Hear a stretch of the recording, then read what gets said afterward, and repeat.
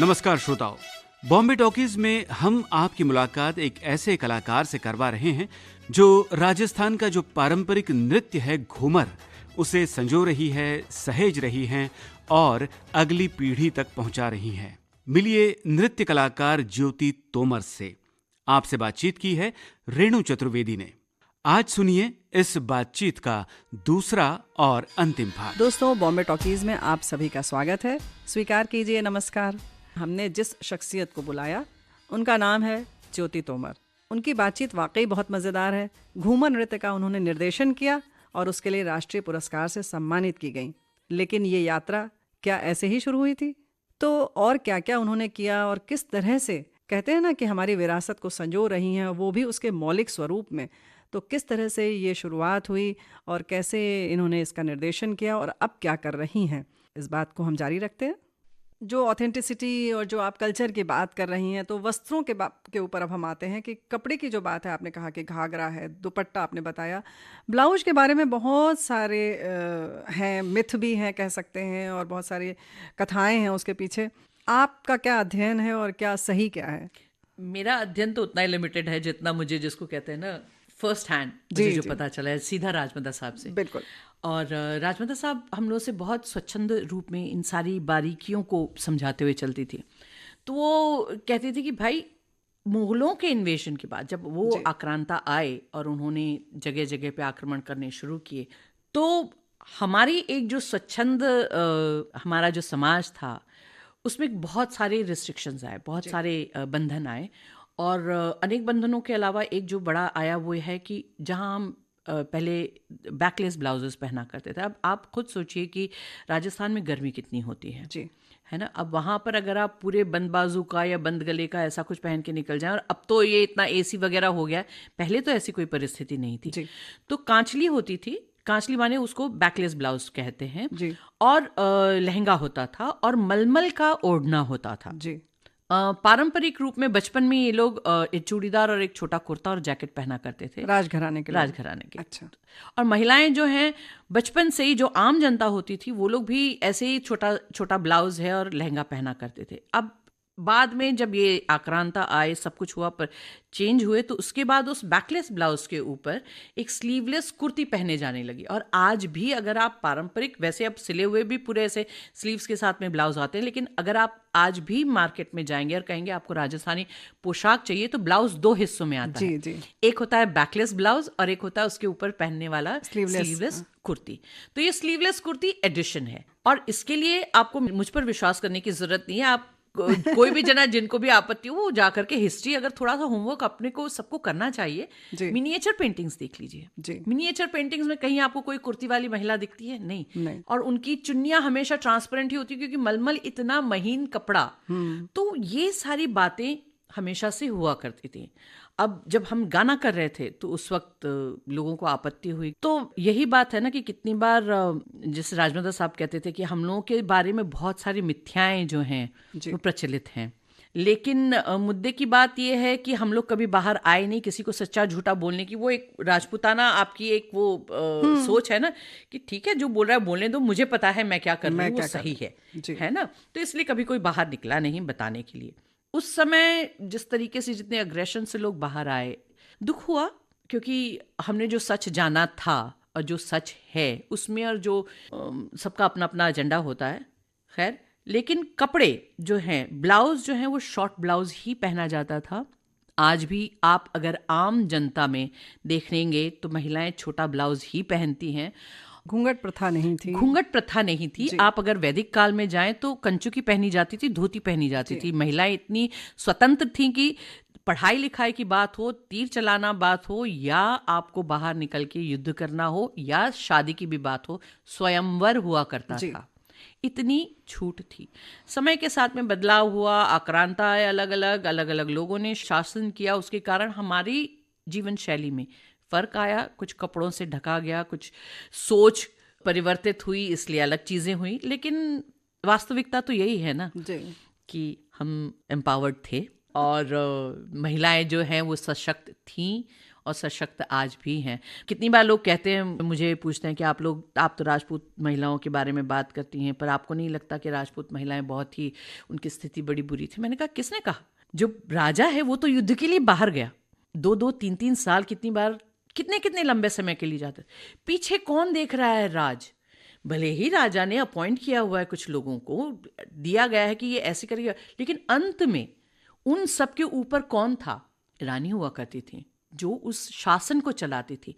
और उससे भी बड़ी बात, उनके जो बच्चे हैं, ऐसे थोड़ी है कि बच्चा पैदा हो गया, अच्छा बेटा है, चलो राजा अपने साथ युद्ध पे लेके जाएगा और सिखाएगा क्या करना है। नहीं, जब तक वो बच्चा समर्थ होगा, उसको पाल पोस के तुम्हें राजा बनना है, तुम्हें इस तरीके का बनना है, तुम शक्तिशाली हो, तुम्हारे पास ये ताकत है, तुम लड़ सकते हो, कर सकते हो। कौन ये सारे पालन पोषण कर रहा है? परवरिश, महिला। परवरिश कौन कर रही है? वही रानी।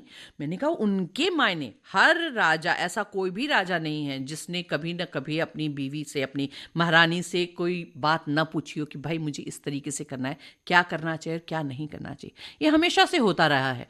लेकिन वही है ना कि पर्दे के पीछे कौन है, पर्दे के आगे कौन है, उस पर्दे के कारण कुछ चीजें छिप जाती हैं और फिर वो मिथ्या बन करके बाहर आती हैं, मिथ्या बन जाती हैं और सब अपने अपने मन की कहानियां बनाते हैं। बिल्कुल। चलिए, ज्योति जी के बारे में आप जानना चाहते हैं कि और किन किन फिल्मों में आपने कोरियोग्राफ किया?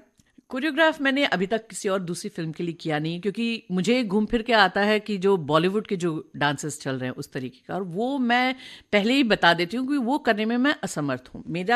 मुझे एक बहुत बड़ी जिम्मेदारी दी गई है इस नृत्य शैली को आगे ले जाने की। तो देखिए, एक आपने नृत्य कहना चाहिए कि कोरियोग्राफ किया और उसी में आपको राष्ट्रीय पुरस्कार मिल गया। तो पहले तो सभी श्रोताओं की ओर से आपको ढेर सारी बधाई फिर से देते हैं। बहुत बहुत धन्यवाद। कैसा लगा आपको? बहुत अच्छा लगा। और इसके लिए मैं सबसे पहले तो, जब पता चला कि ये गाना, जब एक के बाद एक सारे अवार्ड मिले उस साल हमको, तो कभी सोचा नहीं था नृत्य लोगों को पसंद आएगा, इसकी मुझे 100% मुझे आशा थी, और मुझे पता था लोगों को वो नृत्य पसंद आएगा ही। जब मैं वो शूट भी होता था तो मेरे लिए मैं बार बार बहुत भावुक हो जाती थी, क्योंकि जो चीज़ें राजमंद्र साहब ने हमको सुनाई थी कि ऐसे पैलेस में महिलाएं बैठी हुई होती थी और हम नृत्य करते, वो मैं ऐसे देख रही थी अपने सामने जब, तो मैं बहुत बार रो भी जाती थी। मेरी बड़ी हंसी भी बनती थी सेट पे कि हाँ मैम रोए कि नहीं आज, पर उसका क्रेडिट मैं डेफिनेटली मैं संजय को दूंगी कि उन्होंने बहुत खूबसूरती से इस लेकिन राजमाता जी होती तो उन्हें भी बहुत अच्छा लगता। होते तो फिर तो शायद ये डांस उससे भी कहीं और ज्यादा खूबसूरत होता, क्योंकि उनकी सोच, उनकी समझ, ये उनका जिया हुआ सच था। मैं तो दूसरे पायदान पे आती हूँ, वो उन्होंने ये जिया था, तो बात ही अलग होती। तो बहुत अच्छा लगा। और जब राष्ट्रीय पुरस्कार की घोषणा हुई तो और भी ज़्यादा अच्छा लगा कि राष्ट्रीय तौर पर इस नृत्य को एक पहचान मिल रही है। तो थोड़ी सी एक तब सांस में सांस आई कि हाँ, एक शिष्या होने के नाते मैंने ठीक किया है, लोगों को पसंद आया और उसको सराहा भी जा रहा है। आप जब मंच पर जा रही थी पुरस्कार लेने के लिए, तब आपने मंच को पहले सर आंखों पर लगाया? जी। हमेशा करती हैं? हमेशा, क्योंकि धरती का वंदन करना ज़रूरी है, क्योंकि वही है जो हमें एक नृत्य करने की क्षमता देती है। हम एक तरीका शास्त्रीय नृत्य में भी ये है, हम उनसे अनुमति लेते हैं कि मैं नृत्य कर रही हूँ तो आप मुझे, क्योंकि वही मेरा प्लेटफॉर्म है जी, वहीं पर मुझे नृत्य करना है। उनका आशीर्वाद सबसे पहले ज़रूरी है। उसी रंगमंच ने ये पहचान दी है तो उसका वंदन जरूरी है। इसके अलावा और कौन कौन सी नृत्य शैली आपको बहुत प्रभावित करती है? देखिए, मैंने सीखा तो कथक है, लेकिन मुझे हर तरीके का फोक जो लोक नृत्य है वो मुझे बहुत प्रभावित करते हैं। आप कश्मीर से लेकर कन्याकुमारी तक पहुंच जाइए, सारे नृत्य शैलियाँ इतनी खूबसूरत हैं जिसकी कोई हद नहीं है। देखिए, आप जब नृत्य करते हैं तो मैं ये सोचती हूँ कि जहाँ हम नृत्य करना शुरू करते हैं, हमारी जर्नी बाहर के बजाय अंदर शुरू होती है। हम सबसे नृत्य करने के लिए हमको सबसे पहले अपने आप से जुड़ना होता है, और यही जो हम जुड़ते हैं वही भावनाएं हमारे नृत्य में आती हैं। वो भावनाओं के साथ में जो हमारा पालन पोषण रहा है, जो जिस तरीके से हम पले बड़े हैं, जो हमारी अपनी संस्कृति विशेष है, वो उस नृत्य में जुड़ती है। फिर गरबा मुझे बहुत पसंद है क्योंकि वो स्वच्छंद है। भांगड़ा जो है वो अलग तरीके से है, गिद्धा बिल्कुल अलग तरीके से है। मुझे लावणी भी बहुत पसंद है क्योंकि लावणी जो है उसका स्वरूप अब जो है लोग अलग तरीके से देखते हैं, लोग बहुत ही गलत दृष्टिकोण से देखते हैं। पर आप अगर किसी लावणी करने वाली महिला को देखेंगे, जो फुटवर्क है उनका, जो पाँव का चलन जो रहता है, आसान नहीं है। उसके लिए आप कथक का जो फुटवर्क है वैसा है जी। उसको करते हुए आप गा भी रहे हैं, आप नृत्य भी कर रहे हैं, आपका चेहरा बोल भी रहा है। बहुत मतलब आप वो इतने दूर खड़े होकर के नृत्य करते हैं और आप ऑडियंस में बैठ करके उन चीजों को महसूस करते हैं। वो एक बहुत बड़ी चीज है जी। सबके बस की बात नहीं होती है ये। अब छोटे से छोटा भी अगर आप नृत्य ले लें किसी भी जगह का, तो आपको पता चलेगा कि हमेशा नृत्य जो है वो आपको अपने आप से जोड़ता है। और आपका जिसको कहते हैं ना स्ट्रेस मैनेजमेंट के आप कोर्सेज चलते हैं, ये हम लोग का स्ट्रेस मैनेजमेंट तब का था। कहीं कुछ बात हुई, सब जुड़े, नृत्य किया और जो है सब चीजें भूल जाते हैं हम लोग। बिल्कुल। एक बहुत खूबसूरत फिल्म आई थी, उनके लोगों को, आर्टिस्टों को भी हमारे साथ में मिला था राष्ट्रपति पुरस्कार, हिलारो, गुजरात की फिल्म है वो। जी, जी। और उसमें अगर आप देखेंगे, उसमें इतना खूबसूरती से उन्होंने नृत्य को पेश किया है, बहुत बढ़िया। तो जब पुरुष भी नृत्य करते हैं, उनका नृत्य करने का तरीका अलग होता है, महिलाओं का अलग होता है, but this is a stress buster. और मैं तो ये कहती हूँ कि सब लोग कहते हैं कि मुझे नाचना नहीं आता है। नाचना सभी को आता है, सभी को आता है, पर वही है कि जो मिथ और दिमाग में बातें भरी हुई है ना, इसके कारण महिलाएं संकोच करती लेती हैं अपने आप और को। जो रोकती हैं, मैं उनसे निवेदन करूंगी कि सबसे पहला काम, एक कार्यक्रम खत्म होने के बाद आप लोग कोई म्यूजिक अपनी पसंद का लगाइए और नृत्य कीजिए। जहां हम नृत्य करेंगे ना, आपको वो उन्मुक्तता, स्वच्छंदता महसूस होगी और फिर आप बार बार नृत्य करेंगी और खुश रहेंगी। क्या बात है। बचपन से आप क्या ऐसे ही डांस करती रहती थी, ऐसी चुलबुली सी थी या बड़ी चुलबुली? ऐसे ही कथक सीखा था। और जैसे मैंने आपको बताया, माँ पिताजी ने हमेशा स्वतंत्रता दी थी। घर में भी माहौल ऐसा था नृत्य और संगीत का। और फिर नवरात्रे होते थे, उसमें जाके करते थे, स्कूल कॉलेज में पार्टिसिपेट करते थे। फिर क्या आपको जीवन साथी भी इसी तरीके के मिले या कुछ? मेरे पति जो हैं वो राजपूत फैमिली से हैं। और जब बात चली तो मैंने सबसे पहले उनसे यही कहा कि देखिए, मैं नृत्य जो है, आई ब्रीथ डांस, मेरा ऑक्सीजन है वो। तो अगर शादी करने के बाद आपके घर में ऐसे हो, क्योंकि मैं जानती थी कि आमतौर पे कि घर की बहू बेटियां बाहर नृत्य नहीं करती हैं, तो मैंने कहा अगर ऐसे कोई बंधन है तो फिर मैं आपको हाँ नहीं कह सकती। तो उन्होंने कहा नहीं, पहली बात तो ये है कि तुम जो नृत्य सिखा रही हो और जो कर रही हो वो हम राजपूतों का ही नृत्य है। दूसरी बात, हम डिफेंस वाली जनता हैं, मेरा परिवार और मेरे माँ पिताजी इन सारी चीज़ों को बहुत अच्छे से समझते हैं, तो कोई ऐसा बंधन नहीं है। तो मेरी सास जो हैं वो बहुत खुश होती थी, बहुत खुश होती थी मुझे नृत्य करके देखते। वो कहते थे तुम तो बड़ा अच्छा कर लेती हो, हमारे पीछे तो हमारे भाई पीछे पड़ जाते, ऐसे कैसे तुम डांस करोगे। तो हमारा डांस जो है घर में ही सीमित रह गया था, लेकिन मेरी बड़ी इच्छा थी, तो कभी मैं करती थी तो मेरे साथ खड़ी होकर के वो भी थोड़ा नृत्य कर लेती थी। और मैंने हमेशा इस चीज़ का ध्यान रखा कि मतलब अपने ससुर जी के सामने नृत्य करने की कभी हिम्मत नहीं हुई, क्योंकि मैं राजमाता साहब को कहती थी कि मेरी सफल शादीशुदा जीवन के लिए आप जिम्मेदार हैं। तो बड़ा हंसी थी, वो कहते क्यों? मैंने कहा मैंने आपसे राजपूतों के बारे में, उनके जीवन शैली के बारे में, उनकी सोच के बारे में इतना सीखा समझा था कि जब शादी हुई वहाँ तो मुझे एडजस्ट करने में ज़्यादा समय नहीं लगा। मैंने समझा और मैंने उन चीज़ों का रिस्पेक्ट भी, आदर भी किया जी। तो जब मुझे सास ने भी कहा कि अपने ससुर जी के सामने, मेरे सामने तो कैसे भी रहते, उनके सामने सर पे पल्लू रखना, तो उनके लिए थोड़ा ये था कि पता नहीं ये बम्बई की लड़की है, करेगी कि नहीं करेगी। मैंने कहा नहीं, बिल्कुल मैं करूँगी। मुझे साड़ी पहन के आप दौड़ा लो, वो अलग बात है, घुटनों के कारण दौड़ नहीं पाऊंगी अब, लेकिन दौड़ा लो, उछलवा लो, कुछ सब चलता है। साड़ी मुझे बहुत पसंद है। तो जब नृत्य करते हैं, राजमाता साहब ने सिखाया था कि जब साड़ी पहन के नृत्य करो तो सबसे पहले घूंघट खींचो, अच्छा, और फिर नृत्य करो। क्योंकि घूमर भी जो है उसमें हम अपने आप के लिए नृत्य कर रहे हैं, अपनी खुशी के लिए नृत्य कर रहे हैं, किसी के मनोरंजन के लिए नहीं किया जाता है ये नृत्य। कोई भी लोक नृत्य जो है वो हम अपने आप के लिए करते हैं, किसी दूसरे के मनोरंजन के लिए नहीं करते। इसीलिए जो लोक नृत्य हैं उनमें और मनोरंजन के लिए किए जाने वाले नृत्य में फ़र्क है, हमेशा देखिएगा। तो हमारी आदत वही घूंघट खींच के, तो घर में भी कभी कोई प्रसंग होता था तो मेरी सास मुझे कहती, मम्मी जी कहते ज्योति चलो थोड़ा ना, मैं तुरंत तैयार हमेशा, तो घूंघट खींचे नाच लिए। तो मुझे अभी भी याद है कि मैं हमेशा कोशिश करती हूँ कि अगर पापा जी, क्योंकि संकोच होता था, मुझे पता नहीं था कि शुड आई और शुड आई नॉट। तो मेरी बहन के यहाँ पे गृह प्रवेश का प्रसंग था, तो सबने कहा ज्योति ज्योति ज्योति, तो मैंने अपनी सास की तरफ देखा, उन्होंने कहा हाँ। मेरे ससुर जी तो अंदर थे, तब मैं तो, मेरी बहन गा रही थी और मैं नाच रही थी, तो मेरी सास ने मेरी बेटी को भेजा कि जाओ दादा साहब को बुला के ले गया। अच्छा। फिर थोड़ी देर में मैं नाच रही हूँ, अचानक मैंने देखा इतने ऊंचे मेरे ससुर जी ने, उन्होंने न्योछावर किया। अरे मैं तो इतनी खुश भी हुई और मुझे बहुत अच्छा भी लगा। उन्होंने भी इस चीज़ को इतने अच्छे से एक्सेप्ट किया, वो भी बहुत अप्रिशिएट करते थे इस चीज़ को। कहते थे नहीं बेटा, घर की सारी लड़कियों को तुम ये नृत्य सिखाओ, क्योंकि ये बहुत अच्छी चीज़ है। लोग क्या सोचते हैं उससे हमें फ़र्क नहीं पड़ता, पर अपनी जड़ों का, अपने नृत्य, अपनी संस्कृति पता होनी चाहिए लोगों को। आपको फिल्मों में किसका नृत्य, किस हीरोइन का बहुत पसंद आता है?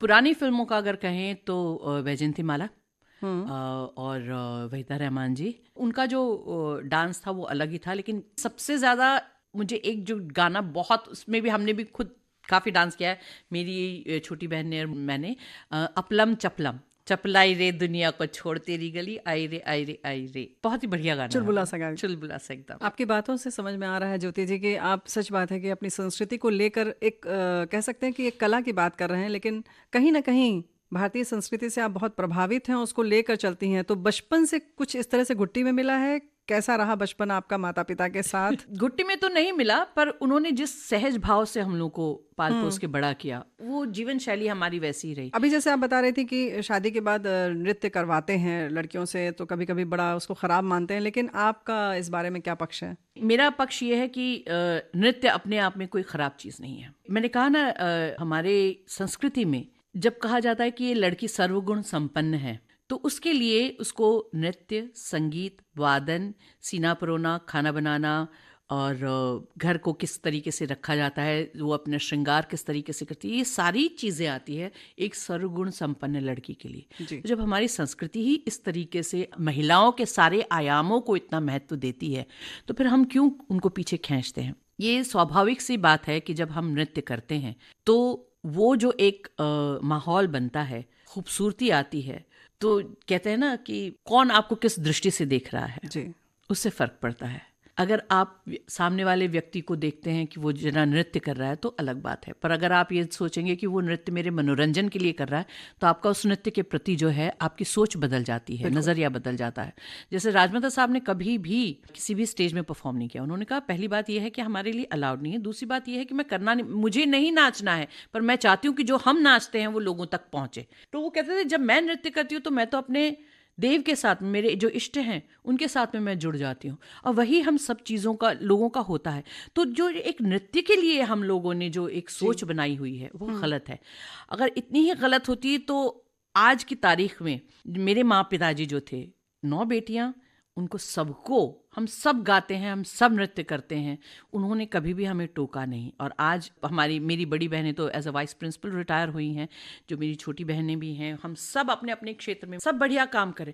मैं सिर्फ ये कहती हूँ कि ये बहुत दुख की बात है कि जहाँ हम इतना अच्छा नृत्य किया करते थे और हमारी कलाओं को इतना महत्व दिया जाता था, अब पिछले कुछ 1000 सालों में सोच में परिवर्तन आया है। और आज भी, जब आज की तारीख में भी जब हम बाहर नृत्य करने के लिए जाते हैं तो हमें एक नाचने वाले की कैटेगरी में देखा जाता है। जी। आप कितने ही संभ्रांत परिवार से क्यों नहीं हो, आपने कितने ही खूबसूरत, कितने ही डिसेंट कपड़े क्यों नहीं पहने हुए, लेकिन जहाँ पता चलता है कि आप नृत्य करती हैं, आप तुरंत उनकी दृष्टि में नाचने वाली हो जाती हैं। ये बहुत दुख की बात है।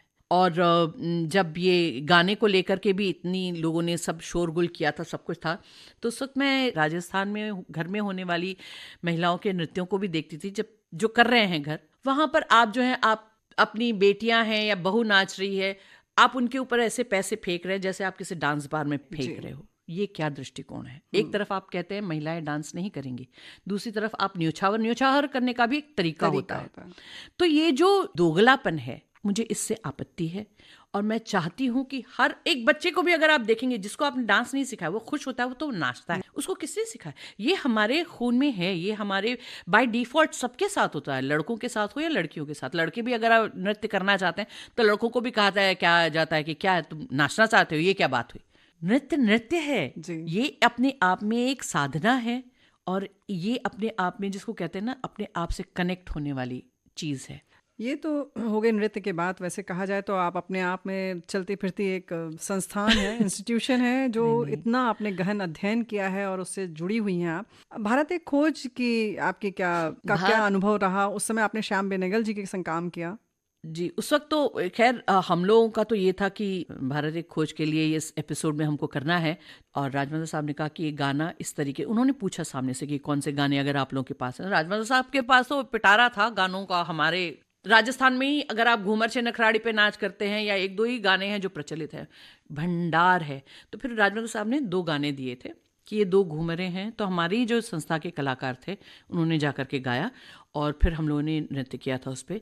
ये किस सन की बात है? ये 88 की बात है, 1988 की। भारत एक खोज था बना 26वें एपिसोड में रानी पद्मिनी की कहानी है जी। तब हमने उस पर नृत्य किया था। और जब हम वहाँ पर पहुँचे थे तो वो एक्सपीरियंस हमारे लिए बिल्कुल अलग था। पहली बार का अनुभव था कि ऐसे कहीं शूट के लिए हम लोग गए हैं और कर रहे हैं, नृत्य कर रहे हैं सारे इकट्ठे हो करके। तो वही है, हल्का सा घूंघट काढ़ा हुआ है और हम सब लड़कियां हमने किया तो अच्छा लगा था, बहुत अच्छा लगा था। और जब बाद में आया था दूरदर्शन पे तो और अच्छा लगा था। फिर आपने दूरदर्शन पर एंकरिंग भी की? हाँ, वो तो कॉलेज में थी तो डिबेट कंपटीशन में कल्पना वोरा जी मेरी जो प्रोड्यूसर थी वो आई हुई थी। मेरी बहनें भी किया करती थी, पर जब उन्होंने मुझे वहाँ पर देखा तो उन्होंने कहा तुम भी अपनी बड़ी बहनों के जैसे बड़ा अच्छा बोल लेती हो। मैंने कहा कि आओ। तो फिर उस वक्त एक डिस्कशन के लिए संयुक्त परिवार होना चाहिए या एकल परिवार होना चाहिए, इस पे डिस्कशन के लिए हम लोग को बुलाया था। तो मैं उस वक्त पैनल में थी, लेकिन फिर उन्होंने देखा कि मैं बड़े अच्छे से बोल रही थी। फिर उन्होंने कहा अब तुम मेरा कार्यक्रम जो है तुम उसको एंकर करने के लिए आया करो। मैंने कहा हाँ बिल्कुल आएंगे। तो मैं जाती थी और फिर सुना कि अभी आप कुछ डॉक्यूमेंट्री बना रही हैं। जी, मैंने राजमाता साहब की, मेरी गुरु जो हैं, उनकी जीवनी को लेकर के एक किताब लिखी है और वो भी पब्लिश होनी बाकी है। लेकिन उसी किताब के बेस पे मैं डॉक्यूमेंट्री भी बना रही हूँ और जिसमें मैं उनके बारे में बात करूँगी, उनकी जीवन यात्रा जो थी। क्योंकि अगर वो ये साहस नहीं करती, साहस से ज़्यादा सही शब्द है दुस्साहस नहीं करती कि बाहर निकलूं और लोगों को बताऊं। क्योंकि जब उन्होंने काम शुरू किया तो लोगों ने बड़ा कहा कि अच्छा रानी महारानियाँ जो हैं वो संगतकारों के साथ बैठ करके नाचने गाने का काम करेंगे या सार्वजनिक स्थल पर जाएंगे। बिल्कुल, और उनका जो है हमारे घरों का डांस जो है वो अब मंच पे होगा। पर उन्होंने किसी की नहीं सुनी। तो अगर वो ऐसा दुस्साहस नहीं करती, वो भी बाकी लोगों के जैसे कि ठीक है कर रहे हैं, करने दो, हमको क्या फ़र्क पड़ता है, ऐसे ही सोच रखती, तो हमको ये खूबसूरत शैली कभी पता ही नहीं चलती। तो वही चीज़ मैं उस डॉक्यूमेंट्री में ला रही हूँ। साथ में हम लोग घूमर और नाच जो 2 शैलियाँ होती हैं वो भी प्रस्तुत करेंगे। फिर जिन लोगों ने उनके साथ में काम किया है उनका भी इंटरव्यू लेकर के मैं रिकॉर्ड कर रही हूँ उसमें। आपकी बातें बहुत रोचक हैं। घूमर की बात आपने कहा कि खजाना है, कितने प्रकार हैं, थोड़ा बताएं। घूमर के तो बहुत प्रकार हैं। अच्छा। और सबसे बेसिक 2 चीज़ें डिफरेंस कर सकते हैं। एक तो होता है घूमर। घूमर जो है, घूमर के नाम पे लोग अकेले भी नाच लेते हैं, लेकिन वो गलत है। अच्छा। घूमर जैसे गरबा, कोई भी आज किसी औरत को आपने सुना है कि वो कहती है मैं गरबा कर रही हूँ और अकेले नाचे? नहीं जी। तो ये समूह में किया जाने वाला, गोलाकार में होने वाला नृत्य है जी। और बिल्कुल गरबे के स्टाइल का ही होता है कि मतलब एक जना सब नाच रहे हैं और एक ने स्टेप चेंज किया तो फिर सारे उसको चेंज करें। ये लोक नृत्य का ये ही शैली है और उसका फुटवर्क अलग होता है। नाच जो है वो आप अकेले कर सकते हैं, 2 लोगों के साथ कर सकते हैं या ग्रुप में कर सकते हैं। अब गड़बड़ ये बात होगी, जैसे मैंने आपको कहा ना कि लोगों ने देखा लेकिन साथ में किया नहीं। तो जब देख करके हमने जो समझा, सीखा, अपनी समझ से किया, तो नाच का जो फुटवर्क है लोग आमतौर पर घूमर में भी करते हैं, लेकिन फुटवर्क घूमर का अलग होता है। मारवाड़ में होने वाली घूमर अलग होती है। अच्छा। तो मेवाड़ में होने वाली घूमर अलग होती है। मेवाड़ की जो बजावट होती है वो जो है गुजरात और राजस्थान का मिक्स ताल बजता है उसमें। अच्छा। कहवा बजता है और खेमटा बजता है अलग। तो ये अलग अलग रिदम बजते हैं। फिर उसमें अलग अलग नृत्य करने की शैली भी है। एक रुमाल की घूमर होती है, एक पंखी की घूमर होती है, मतलब पंखे वो जो हाथ में लेकर के पंख, तो उसके साथ में की जाती थी घूमर। अच्छा। एक घूमर होती है जिसमें हाथ में रंग बिरंगे रुमाल लेकर के घूमर किया जाता है। एक घूमर होती है, ताली की घूमर होती है, वो एक दूसरे को नृत्य करते हुए एक दूसरे के हाथों में ताली दी जाती है। अच्छा। तो ये घूमर की बहुत सारी शैलियां हैं और गाने तो बहुत ढेर सारे हैं। आप एक जलाला बिलाला बता रही थी। जलाला बिलाला जो है वो जिसको कहते हैं ना कि घूमर में के गानों में सिर्फ आपको खुशियां ही नहीं मिलेंगी, उसमें आपको दुख भी मिलेगा, अलग अलग तरीके की वीर चीजें, रस। वीर रस भी मिलेगा, श्रृंगार भी मिलेगा। तो एक जो घूमर राजमाता साहब ने जो आज भी प्रचलित है, कहीं कहीं गाई जाती है, एक बार हो पिया मारवाड़ जाओ जो, तो वो सबसे पुरानी घूमर उन्होंने हमको सुनाई। अच्छा। तो उसमें जो है वो उस जगह का नाम और उस जगह की खासियत, तो जैसे मारवाड़ गए तो मारवाड़ से मेहंदी, कोटा गए तो कोटा से गोटा, बूंदी से फूंदी, तो ऐसे करके, तो ये जैसे गाने होते हैं वो उस समय की खूबसूरत चीज़ों को, उस समय में प्रचलित चीज़ों को बताते हैं। जलाला बिलाला जो था ये सबसे पुरानी घूमरों में से एक है। ये राजमाता साहब बताते थे कि ये जलालुद्दीन अकबर के समय की घूमर है। उस समय जब जलालुद्दीन अकबर बहुत फेमस हो गए थे तो अधिकतर लोगों का ये रहता था कि उसी तरीके का सशक्त और प्रभावशाली मेरा पति भी राजा बने या नॉल। तो इसलिए एक नया, जैसे ढोला, मारू, प्रियतम, प्यारा, प्राणलाल, ये शब्द इस्तेमाल होते थे, वैसे ही जलाला उस वक्त घूमरों में जुड़ गया। अच्छा। पर ये है गाना विरह का। तो आप इस गाने की खूबसूरती देखिएगा कि पति जो है वो दूसरी स्त्री के साथ में है, लेकिन जो गायकी में है वो सौतन, बैरन, तू ऐसी तू वैसी नहीं, इस तरीके से नहीं है। वो कहती है मारा जलाला बिलाला ने मेल दीजो रे बैरण सा। वो उस दूसरी स्त्री को भी पूरे आदर के साथ में संबोधन करती है। क्यों? क्योंकि उस स्त्री को उनका पति प्रेम करता है। कल्चर में है कि आप बदतमीजी नहीं करेंगे, आप रिस्पेक्टफुली बात करेंगे, तो उस गाने में वो सब कुछ झलकता है। तो वो कहती है कि मेरे जलाला बिलाला को आप मेरे पास भेज दीजिए, ओ बैरन सा। और क्यों? कि अगर जब वो आएंगे तो मैं उनके लिए अपनी बाजू की लूम से रास्ता जो है वो मैं बुहारूंगी, मैं इतनी उनकी प्रतीक्षा कर रही हूँ, आप उनको भेजिए तो सही। और मैं उनके लिए पेड़ में, मैं अपने बगीचे में कोयल तक बनने के लिए तैयार हूँ। मैं उनके राह में, मैं ऊपर चढ़ के राह देख रही हूँ कि वो लौटें और आए। और जब वो आएंगे तो मैं उनके समक्ष दासी स्वरूप में जा कर के उनका जो है अपने घर में, अपने पास उनके स्वागत करूंगी।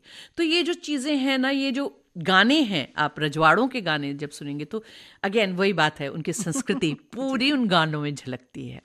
तो घर में भी ऐसा माहौल रहा कि हिंदी में 10वीं तक पढ़ाई की, पिताजी ने कहा बचपन खोना नहीं चाहिए, और अगर वो समय तुमने अंग्रेजी मायने और स्पेलिंग्स रटने में बिता दिए तो क्या बचपन लौट के नहीं आता। तो ऐसा माहौल रहा। उसके बाद ऐसा सानिध्य राजमाता साहब का मिला तो संस्कृति जो है वो ऐसे भर भर के चारों तरफ से उसने खुद ही अपने लपेट में भर लिया। बिल्कुल बिल्कुल। तो मुझे एक आप घूमर सुनाएंगी या कोई भी राजस्थानी गीत तो आप सुनाएं फिर। एक गाना है सेनारा बायरिया। अब वो उसमें गाना वही है, अगेन विरह का गाना है वो। तो उस वक्त मोबाइल फ़ोन थे नहीं, मोबाइल भी नहीं थे, चिट्ठी वगैरह भेजना तो अगर वो बाहर गए हैं तो कैसे भेजेंगे। तो इसमें जो नायिका है वो जो बायरिया है, हवा जो है, वो उसको वो कहती है कि तुम, मेरे पति तो युद्ध के लिए गए हैं, तुमको मेरा मैसेज उन तक पहुंचाना है। हमको राजमाता साहब बिठा के हर घूमर का मतलब समझाते थे, क्योंकि वो कहते थे जब तक तुम इन गानों को समझोगे नहीं, तुम ये इस नृत्य में वो भाव नहीं ला सकते, क्योंकि चेहरे का एक्सप्रेशन तो इसमें होता है नहीं, कोई ऐसी मुद्राएं भी नहीं है। आप गोलाकार में नृत्य कर रही हैं, अपने आप के लिए नृत्य कर रही हैं। तो वैसे मांड है, लेकिन इस पर घूमर भी होती है। अब तो आई डोंट थिंक हम लोग की अकादमी के अलावा कोई और इस पर घूमर करता भी है। राजमाता साहब कहते थे मुझसे 15 साल छोटे तक उम्र वाले महिलाओं ने फिर भी देखा, क्योंकि जब स्वतंत्रता मिली उसके बाद तो राज परिवार ही वो भी तो समाप्त हो गए। उनका जो इतना बड़े रूप में सारे त्योहार मनते थे वो भी कम हो गए, सीमित हो गए, सब कुछ सीमित। तो handing over of the culture जो एक जनरेशन से दूसरी जनरेशन में जा रहा है, धीरे-धीरे उनका भी खत्म होने लग गया है। ये जो अंतरा मैं गाऊंगी, उस अंतरे का मतलब यही है कि तुम जा कर के उनसे, मेरे प्रियतम से कहना कि मैं उस तरफ मुंह खड़ी करके राह देख रही हूँ जिस तरफ मेरा प्रियतम गया है, सो आप जितनी जल्दी हो सके लौट आइए। तो मारा सेनारा बायरिया धीमो मंदिरो बाज, हो जी धीमो मंदिरो बाज रे बायरिया धीमो मंदिरो बाजरे बायरिया सेणारा बायरिया धीमो मंदिरो बाज जिण देसड़ी में मारो हंजलो बसे ढोला जी उण देस आवे ठंडी लर रे बायरिया उड़े मारो कसुमल चीर बायरिया सेणारा बायरिया धीमो मंदिरो बाज। मतलब जिस देश में मेरे जिस तरफ गए वो हैं वहां से ठंडी ठंडी हवा आ रही है, वो मेरे दुपट्टे को भी उड़ा रही है और मैं उसी तरफ मुंह करके खड़ी हूँ। क्या बात है, बहुत सुंदर। इसका जो नृत्य भी है वो बहुत सीमा हमारा पल्लू यूं खोल करके और उस पल्लू से करते हुए नृत्य होता है धीरे धीरे। बिल्कुल बहुत सुंदर। तो कोई और मान वगैरह सुना दीजिए ना फिर। मान तो बहुत सारी हैं। मैं एक गाना सुनाती हूँ जो रस्टिक उसमें आता है, जिस पर हम लोग ढोल का नाच करते हैं। क्या बात है। तो वो और ज़्यादा स्वच्छंद है जब हम इसकी प्रस्तुति भी करते हैं। राजमंद्र साहब ने तो हमको सिखाया था कि आपको बिना पेन और से बिना हेयर पिन के, तो हम सबको घूंघट खींच के नृत्य करने की आदत है। तो ये वाला गाना जो है ये हम जब स्टेज पे भी करते हैं तो बिल्कुल घूंघट खींच करके पूरा करते हैं। तो ये है धुरा माथे झोपड़ी रे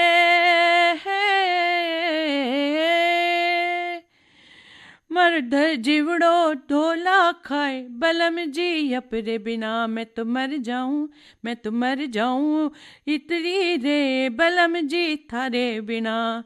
तो ये एक गाना है। तो एक दूसरा गाना है जिसपे हम नाच करते हैं, वो है सागर पानी रे न जौसा। वो राजस्थान में भी बहुत फेमस है। पर वही वाली बात है कि राजमंद्र साहब कहते थे कि कोई महारानी तो पानी भरने जाएगी नहीं, लेकिन शौक ये है, परिकल्पना है हम लोग की कि अगर हम जाएंगे पानी भरने तो बहाने तो करने ही हैं कि पानी भरने मैं क्यों नहीं जाऊंगी। तो इसलिए मतलब कैसे कैसे बहाने कि अगर मैं पानी भरने गई तो उसमें से जो बूंदें गिरेंगी तो मेरी जो कसुमल की मैंने बिंदी लगाई है वो ढुल जाएगी, वो घुल मिल जाएगी। तो इसलिए मैं पानी भरने नहीं जाऊंगी। अच्छा। मैं पानी भरने जाऊंगी तो मेरे राखड़ी के मोती जो हैं वो टूट के बिखर सकते हैं, इसलिए मैं पानी भरने नहीं जाऊंगी।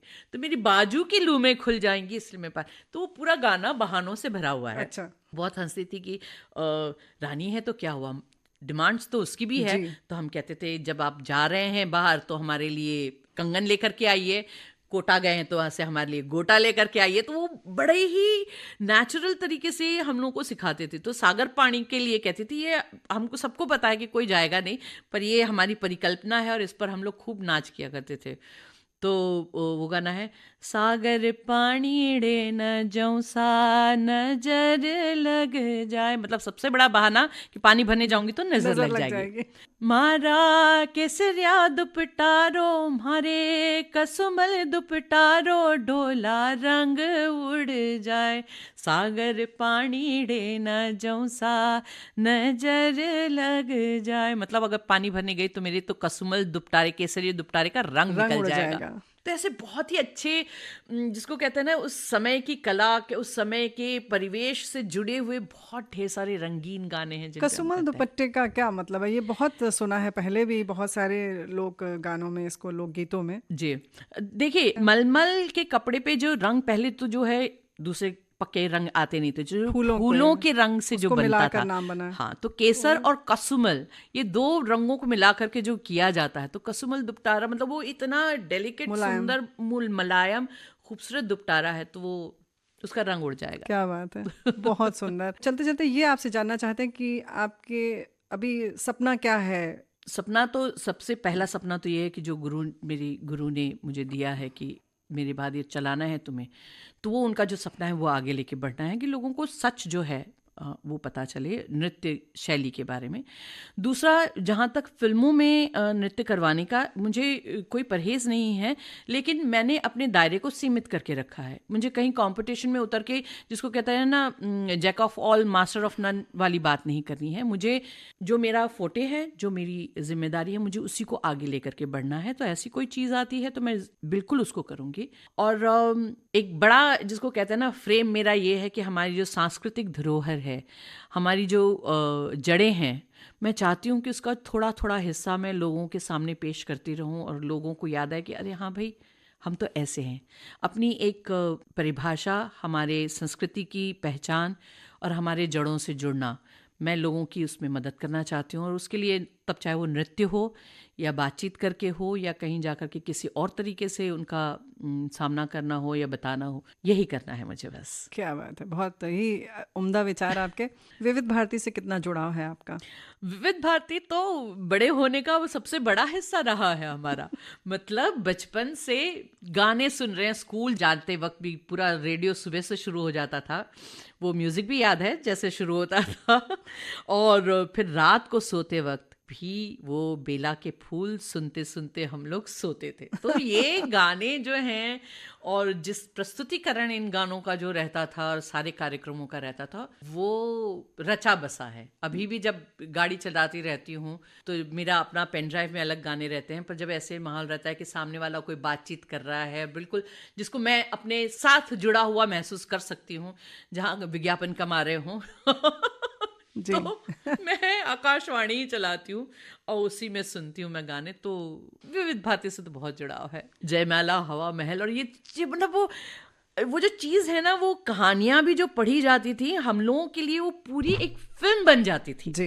मतलब अगला जना तो सिर्फ बोल रहा है, पर उनके बोलने में इतना, और जो जिस तरीके से वो उसको पूरा समझाते थे, और थोड़ा सा जो म्यूजिक पीछे से बजता था, बड़ा कभी कभी डरावना भी लगता था, पर सुनना तो है ही।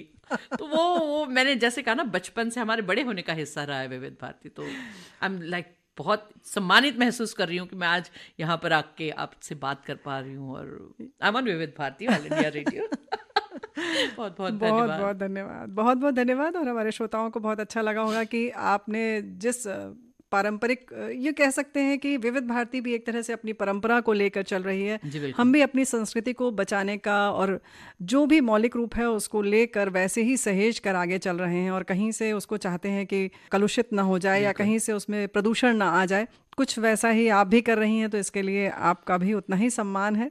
और हमारे श्रोताओं की ओर से हम उम्मीद करते हैं कि जो आपका सपना है, आपने बताया कि बहुत बड़े फ्रेम में रानी सा का आप सपना पूरा करना चाहती हैं, वो भी पूरा हो। जी ज्योति जी, बहुत बहुत धन्यवाद। बहुत बहुत धन्यवाद आपका। ये था नृत्य कलाकार ज्योति तोमर से रेणु चतुर्वेदी की बातचीत का दूसरा और अंतिम भाग। तकनीकी सहायक विनायक तड़वलकर, प्रस्तुति सहयोग आकांक्षा सिंह का, प्रस्तुतकर्ता जुबैर खान।